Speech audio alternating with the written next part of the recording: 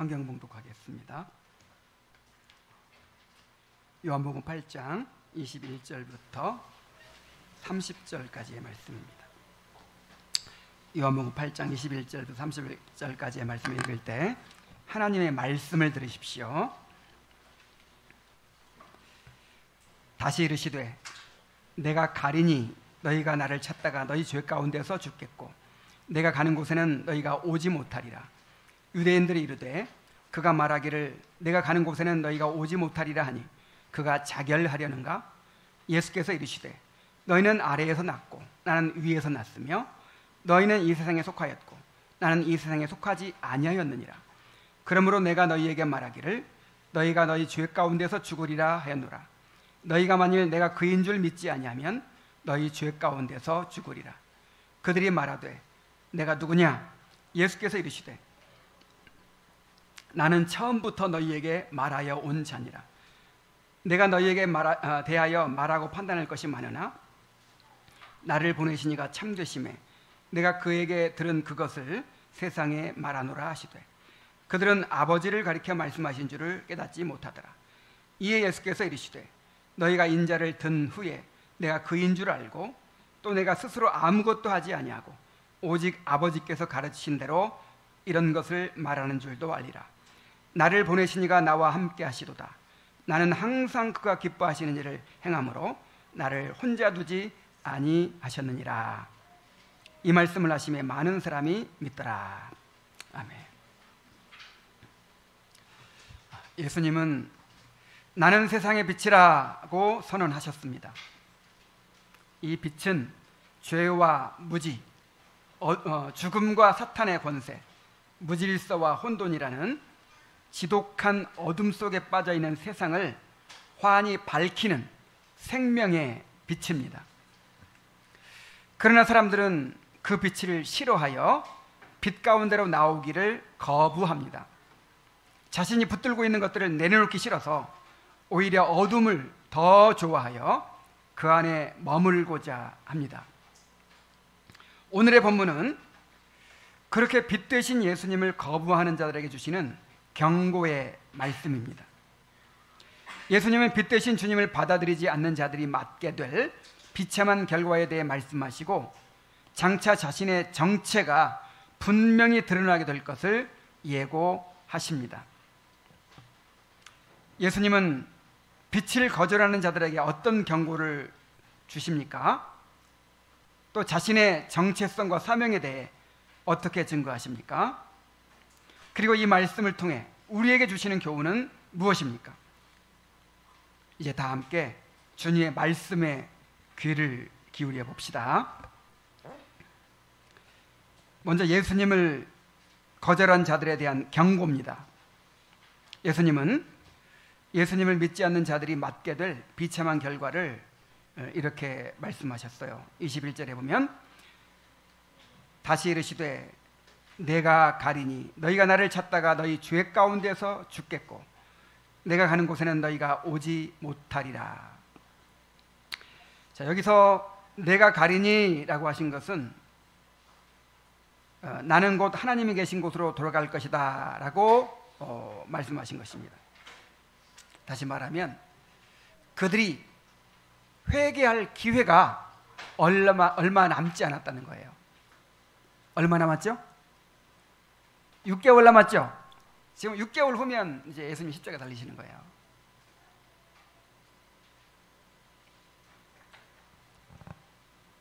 예수님이 가시면 어떻게 되겠습니까?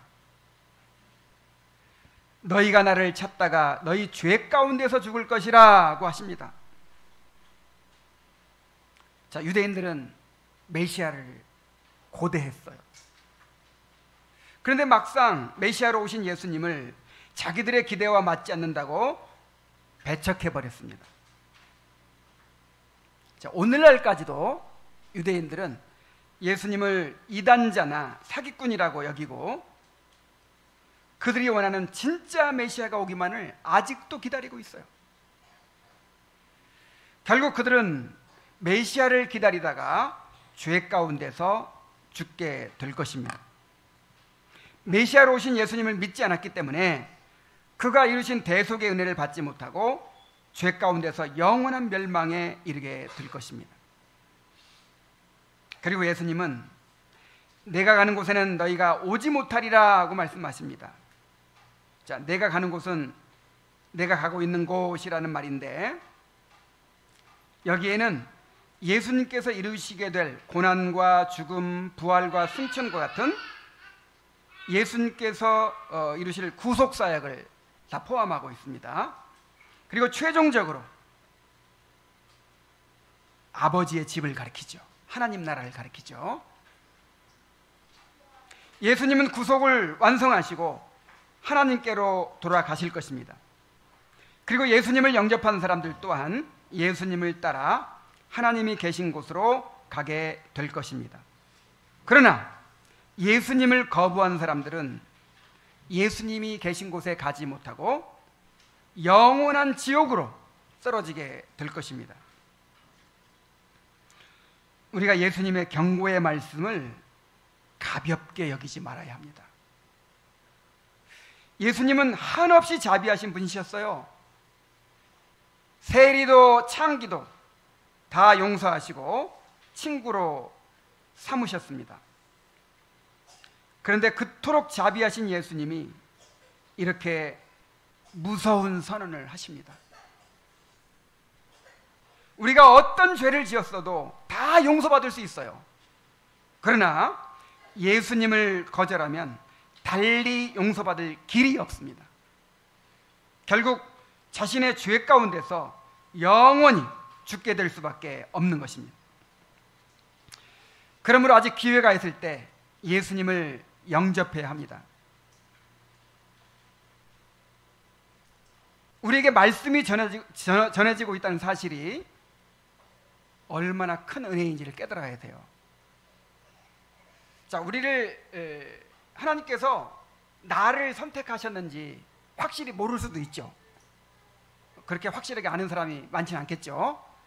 과연 나를 만세전에 택하셨는가, 이거를 확실히 모를 수 있어요. 그런데 하나님께서 택하신 사람은 반드시 그 택하신 목적을 이루십니다. 예정하신 사람은 예정을 실현하십니다. 근데 예정을 실현하신 과정이 뭐냐면 맨 처음에 뭐예요? 부르심이에요. 부르심. 그런데 이 부르심은 어떤 방법으로 부르신다고 했죠? 말씀으로 부르신다고 했잖아요. 말씀으로. 그래서 택함 받은 사람은요 반드시 뭘 듣게 돼 있을까요? 말씀을 듣게 돼 있어요.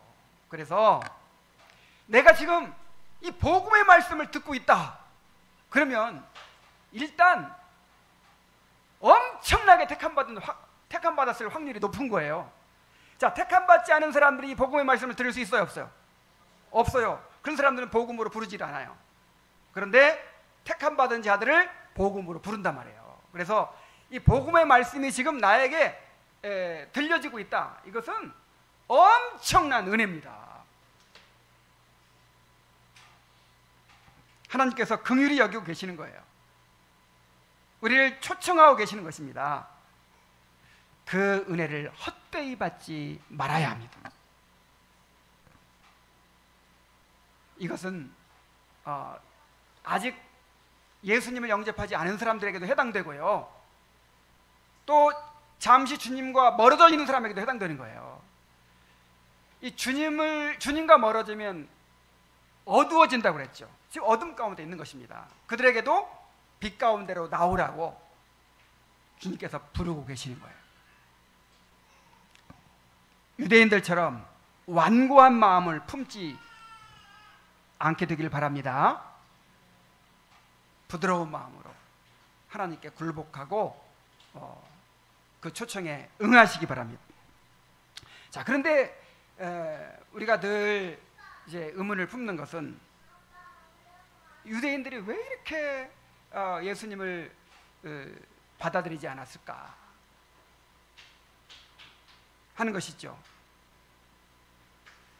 자, 오늘날에도 사람들이 왜 예수님을 받아들이지 않을까요? 이렇게 말씀을 들으면서도 믿지 않는 것일까요? 그래서 이제 여러 가지로 그동안에 설명을 해왔죠. 자기 것을 놓기 싫어서 그런다.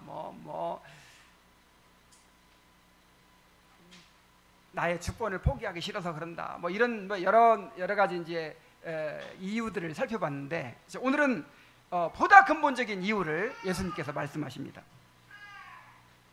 자, 22절부터 보면요.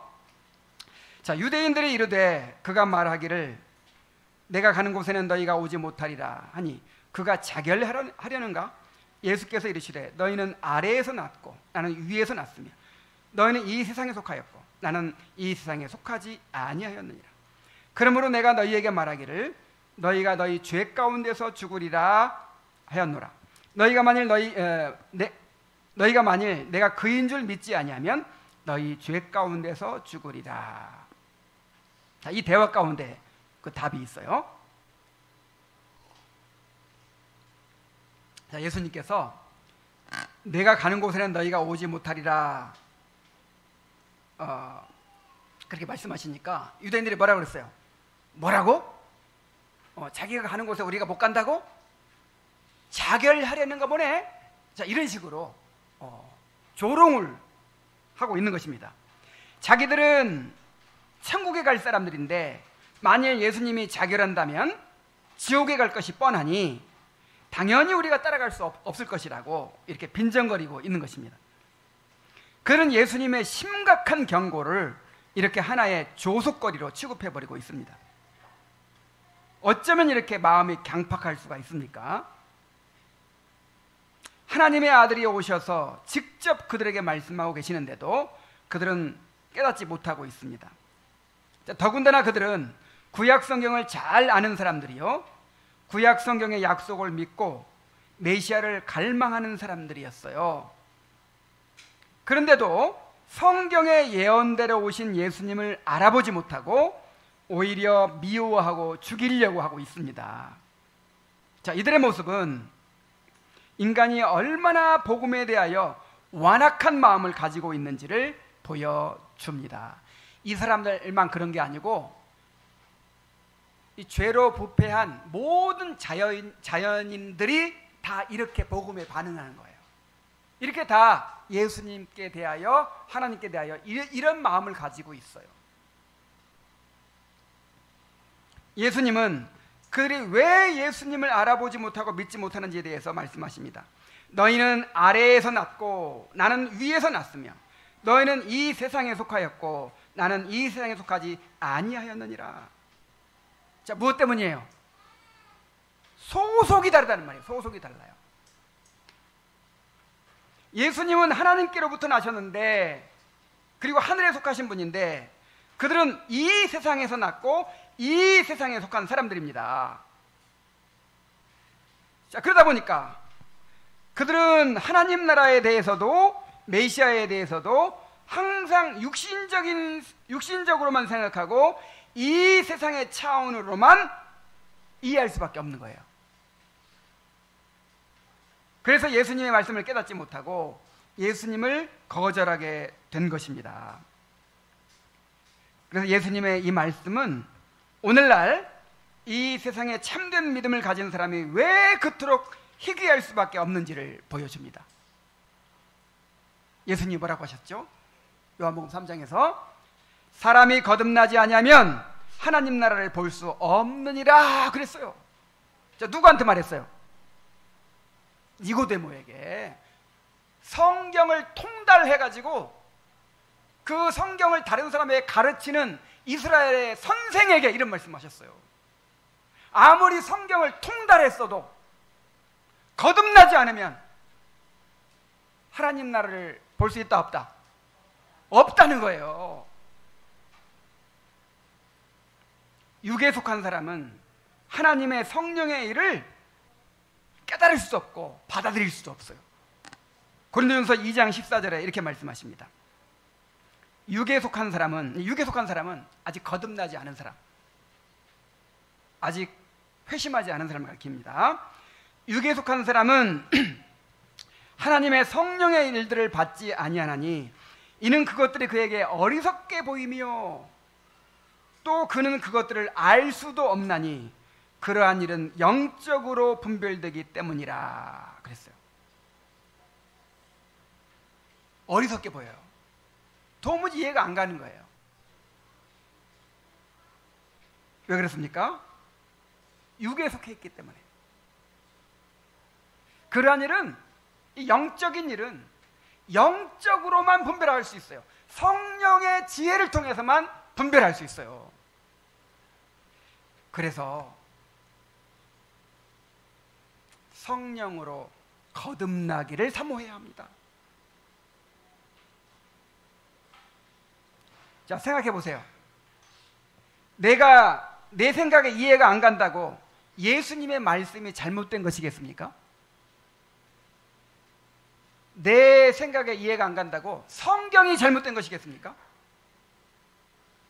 내가 영적인 눈이 감겨서 보지 못하는 것은 아닙니까? 저는 기독교 가정에서 자라났어요. 그래서 어렸을 때부터 가정 예배를 드리고 성경을 늘 읽었어요.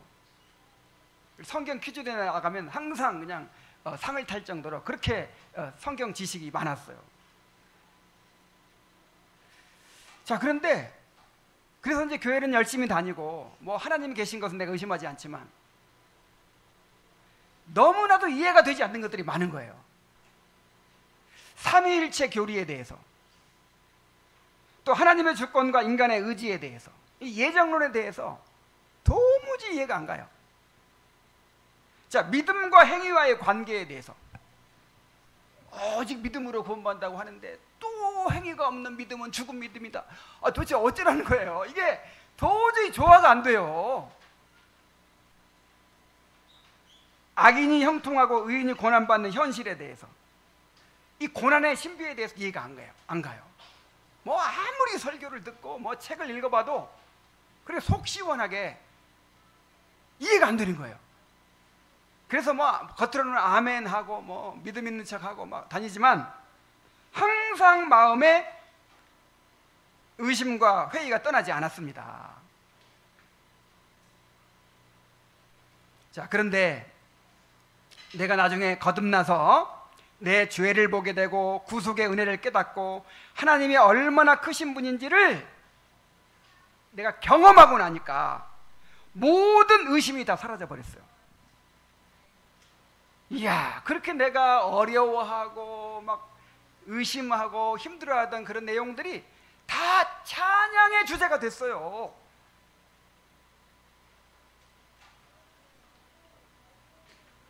여러분 가운데도 혹시 이런 의심이 있는 분들 안 계십니까?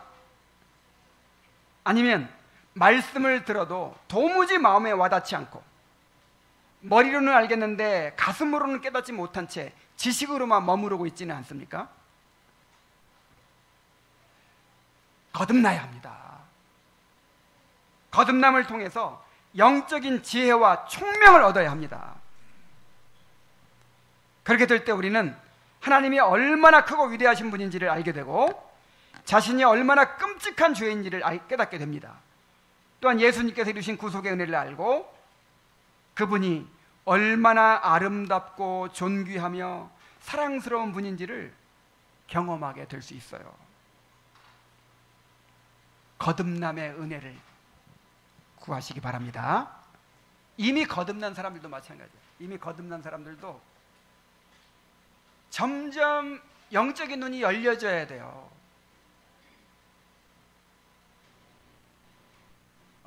육에 속한 사람은 성령의 일을 받을 수 없어요.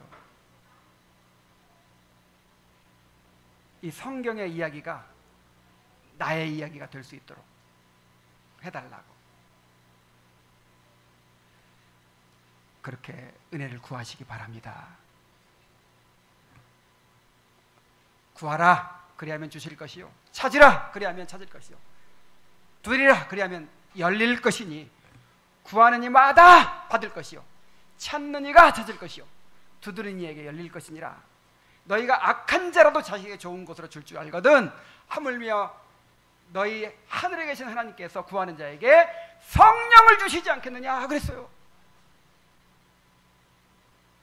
그래서 저는 이 기도는 100% 응답된다고 저는 믿습니다. 그래요, 안 그래요? 예를 들어서 하나님 나한테 50평짜리 아파트를 주세요. 벤츠 자동차를 주세요. 자, 구하면 주실까요, 안 주실까요? 주실 수도 있고 안 주실 수도 있고, 이거는 100% 응답이 될지 안 될지 이거는 확신할 수 없어요. 우리에게 이제 유익이 되면 주시겠죠. 그러나 구하는 이마다 받을 것이라고 했어요. 찾는 이마다 찾을 것이라고 했어요. 믿습니까? 이 약속 믿으세요. 우리 자신을 위해서 구하고 또 우리 자녀들을 위해서 구하세요.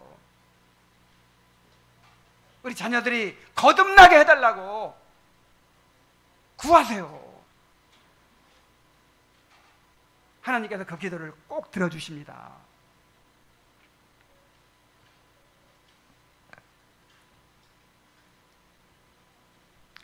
자, 예수님은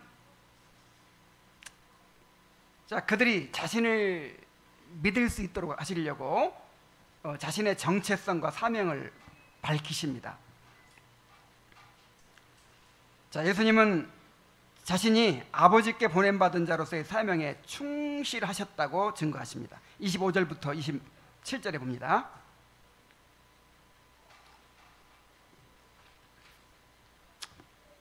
그들이 말하되 내가 누구냐?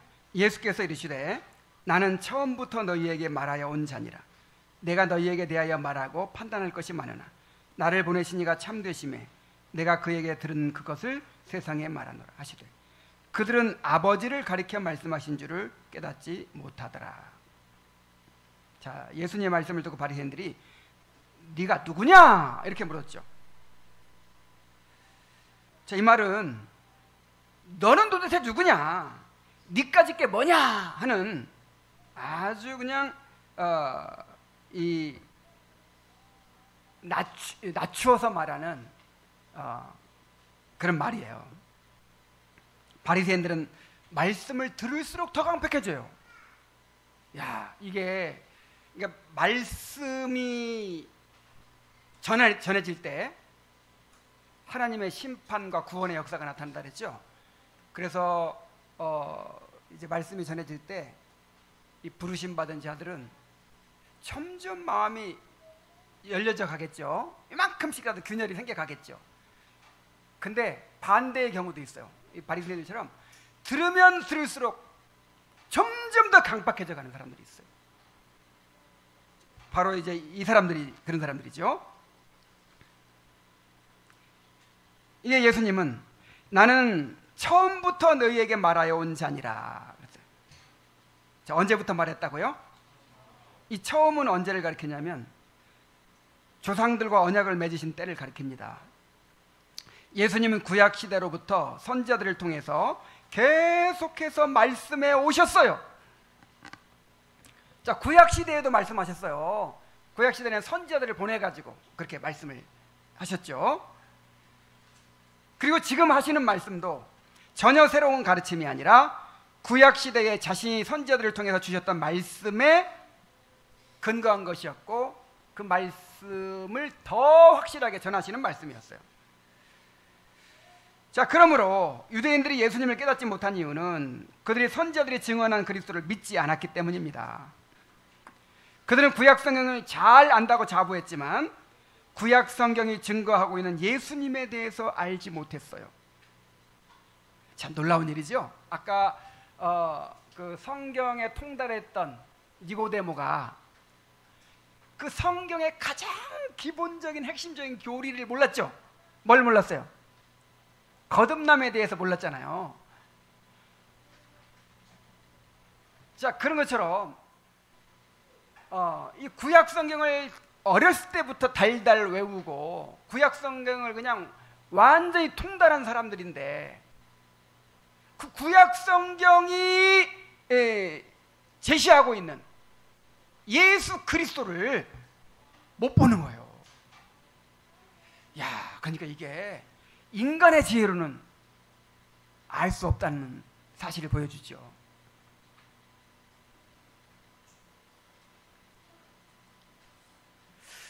여러분, 저는 정말 그렇다고 생각해요. 이 신앙은요, 영적인 깨달음은 이 가방끈하고 상관없어요. 최고 학부를 공부하고 아무리 뭐 지성이 뛰어난 사람도 도대체 그 기본적인 이 복음의 도리를 못 깨닫는 사람들이 많아요. 그런데 초등학교밖에 안 나왔어도 일자무식이어도 그렇게 깊은 영적인 진리를 깨닫습니다. 요즘 존 버년의 이 글을 읽고 있는데, 이분이 초등학교도 중퇴했어요. 초등학교도 중퇴한 사람인데 그 하나님을 경외함과 이 복음의 진리와 또 이 경건한 삶의 원리들에 대해서 얼마나 깊이 있게 그렇게 가르치는지 몰라요. 이 철로 역정을 보면 알잖아요. 그래서 그 역사상 가장 탁월한 개혁신학자 중에 한 사람인 존 오웬이라고 있죠. 이 동실의 존 오웬이 그 왕실의 궁정 목사였어요. 근데 존 오웬이 그 존 버년의 설교를 듣고 싶어가지고, 존 버년은 땜장이로서 그 땜장이 상자 위에 올라서가지고 그렇게 말씀 전하고 했는데, 그 설교를 듣고 싶어가지고 그렇게 존 버년을 찾아다니는 거예요.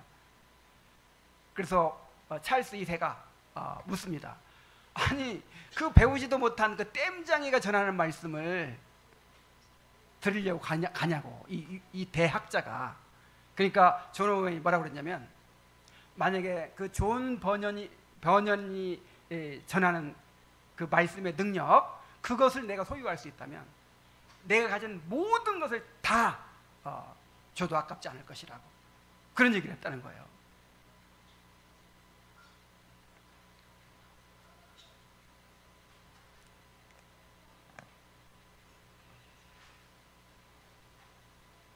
성령께서 신적이고 영적인 빛을 주셔야 합니다. 성령을 의지해야 합니다. 예수님은 자신의 사역이 하나님께로부터 말미암은 것임을 밝히십니다. 내가 너희에게 말하고 판단할 것이 많다고 하신 것은 예수님이 그들의 불신앙에 대해서 심판할 권한이 있다는 뜻이에요. 자, 예수님이 심판할 권한이 있어요, 없어요? 있어요. 그러면 예수 안 믿는 사람은 그냥 싹 없애버릴 수 있죠. 그냥 하늘에서 벼락이 내려서 때리게 할 수 있어요, 없어요? 있어요. 근데 그렇게 하셨을까요, 안 하셨을까요? 안 하셨죠. 예수님은 그들을 판단하지 않으시고 자신을 보내신 하나님 아버지께 들은 진리만을 선포하신다고 말씀하십니다.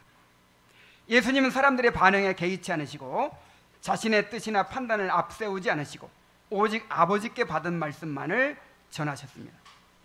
그분은 하나님께서 보내신 사명에 충실하셨고 끝까지 겸손하게 하나님의 뜻을 이루셨습니다. 자, 칼빈은 이 장면에서 그리스도께서 목사로서의 임무를 수행하고 계신다 그랬어요. 자, 무슨 임무를 수행하고 계신다? 자, 이게 무슨 말이냐면 예수님께서 친히 본을 보이심으로써 말씀을 전하는 자들이 따라야 할 원칙을 세워주셨다 하는 거예요. 그러니까 예수님의 모든 행동은 첫째, 구속의 의미가 있고, 둘째, 모범의 의미가 있다고 그랬죠? 이건 이제 모범의 의미죠. 그래서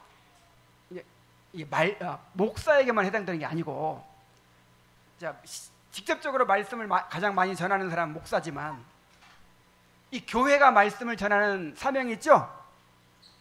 자, 교회가 말씀을 전하는 사명이 있죠? 그리고 각 가정에서도 또 우리 자녀들에게, 가족들에게 말씀을 전하잖아요. 또 이웃에게 말씀을 전하잖아요. 그러니까 이 말씀을 전하는 자가 어떤 자세로 말씀을 전해야 하는지를 지금 보여준다 이 말이에요. 그래서 목사한테만 해당되는 게 아니고 우리 모두에게 해당된다고 생각하고 들으시기 바랍니다. 자, 말씀을 전하는 사람은 사람들의 반응에 따라 흔들리지 말고 자신의 뜻이나 유익을 앞세우지도 말고 오직 하나님께서 전하라고 하신 말씀만을 충실히 전해야 된다는 거예요. 주님은 하나님의 말씀 없이 스스로 나서는 자들의 오만함을 심판하시지만 소명에 따라서 신실하게 주님의 말씀을 전하는 자들에게 함께 하시고 은혜를 베푸십니다. 예수님은 하나님께 보내심을 받은 자로서 장차 그 정체가 드러나게 될 것을 말씀하십니다. 28절입니다. 이에 예수께서 이르시되 너희가 인자를 든 후에 내가 그인 줄 알고 또 내가 스스로 아무것도 하지 아니하고 오직 아버지께서 가르치신 대로 이런 것을 말하는 줄도 알리라. 자, 너희가 인자를 어떻게 한 후에? 든 후에. 자, 인자를 든다는 게 뭐예요? 십자가 못 박는 사건을 가리키죠. 더 나아가서 예수님 십자가에 못 박히시고 부활하시고 승천하시고 하나님 우편에 앉으시고 또 재림으로 완성되는 예수님의 높아지심을 의미합니다. 그러니까 너희가 인자를 드는 후에, 이 말은 내가 높아진 후에 그 말이죠. 자, 머지않아 유대인들이 그분을 십자가에 매달아 죽일 것입니다. 그때에는 그들이 승리하는 것처럼 보이겠지만 결국 그 사건은 오히려 예수님이 영광을 받으시는 사건이 될 것입니다.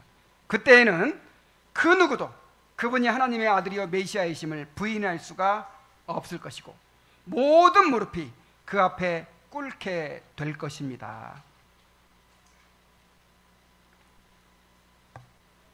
그래서 지금은 다 이렇게 막 배척하고 있고 막 하지만 나중에 그들이 똑똑히 볼 거예요. 아, 예수님의 말씀이 진짜 하나님께로부터 온 말씀이었구나 하는 것을 그때 깨닫게 될 것이다, 이 말이에요. 여러분, 이렇게 참 별스럽지 않게 생긴 목사가 그렇게 주일마다 말씀을 전했는데 그 말씀이 예수님께서 그 목사를 통해서 주신 말씀이었구나 하는 것을 언제 깨달아요? 나중에 다 깨닫게 돼요. 그러나 그때는 때가 늦었죠. 그때는 구원의 기회가 없을 것입니다. 자, 그때에는 모든 사람들이 예수님이 자의적으로 말씀하신 것이 아니라 철저하게 아버지 하나님의 뜻에 따라 말씀하셨다는 사실을 알게 될 것입니다. 예수님의 메시지는 아버지 하나님과 완전히 일치된 것이었어요. 예수님이 심판의 주로 다시 오실 때에는 모든 사람들이 예수님의 신성과 말씀의 권위를 인정하지 않을 수 없게 될 것입니다. 그러나 그때는 후회해도 너무 늦을 것입니다. 그때는 은혜의 때가 아니요 심판의 때이기 때문입니다. 그때는 죄인들을 향하여 무서운 심판과 정죄의 말씀만 선포될 것입니다. 우리는 유대인들처럼 되지 말아야 합니다. 주님이 보내신 사역자들을 통해서 말씀이 전해질 때 그 말씀을 주님의 말씀으로 받아들여야 합니다. 자, 주님은 제자들을 향해서 아버지께서 나를 보내신 것 같이 나도 너희를 보내노라고 하시고 너희를 영접하는 자는 나를 영접하는 것이요 나를 영접하는 자는 나 보내신 이를 영접하는 것이니라고 하셨습니다. 또한 너희 말을 듣는 자는 곧 내 말을 듣는 것이요 너희를 저버리는 자는 곧 나를 저버리는 것이요 나를 저버리는 자는 나 보내시는 이를 저버리는 것이니라고 말씀하셨습니다. 그러므로 누가 전하든지 주님의 말씀이 선포될 때는 주님 자신의 권위로 선포된다는 것을 알아야 합니다. 주님을 경외하는 마음으로 그 말씀 앞에 겸손히 굴복해야 합니다. 자, 이렇게 많은 사람들이 예수님을 배척했지만 예수님은 하나님께서 자신과 함께 하신다는 확신 가운데 담대히 말씀을 전하셨어요. 이제 마지막으로 29절에 보면 나를 보내신 이가 나와 함께 하시도다. 나는 항상 그가 기뻐하시는 일을 행함으로 나를 혼자 두지 아니하셨느니라.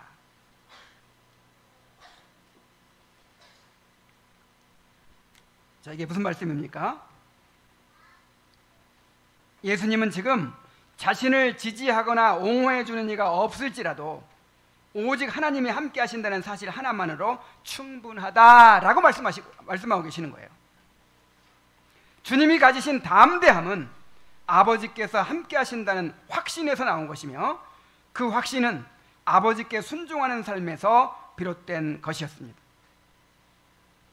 가장 가까운 제자들마저 모두 떠나고 홀로 대적들에게 잡히시게 된 가장 외로운 순간에도 예수님은 이렇게 말씀하셨습니다.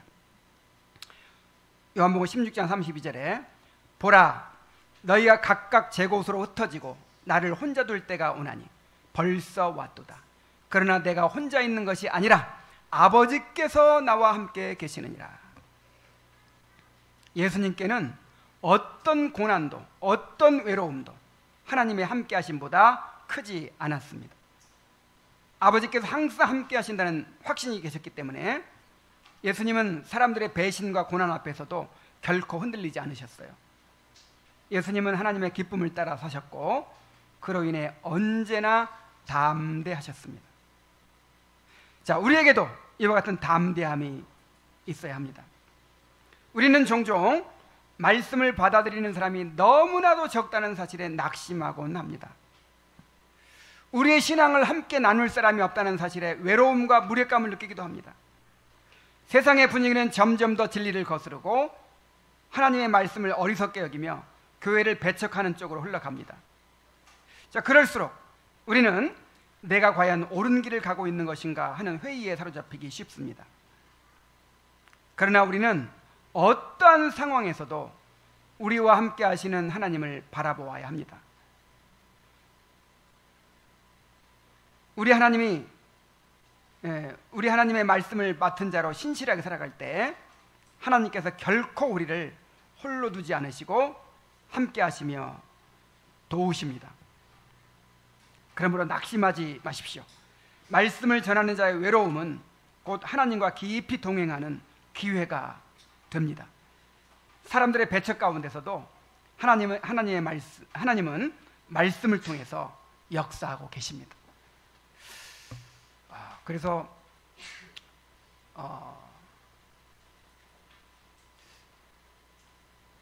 어떤 일이 내 앞에 벌어질 때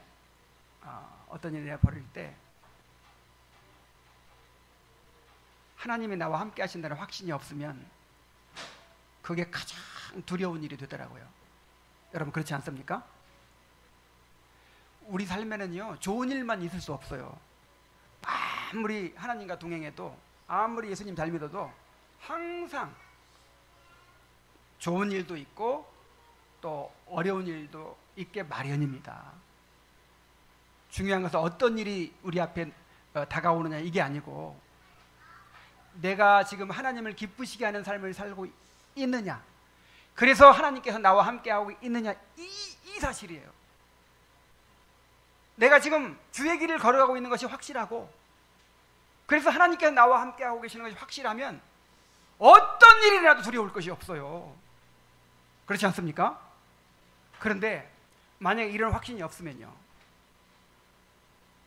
모든 일이 다 잘 돼도 두려워요. 그래서 악인은 쫓아오는 자가 없어도 넘어진다 그랬잖아요. 모든 일이 다 잘 돼가는데도 너무 불안한 거예요.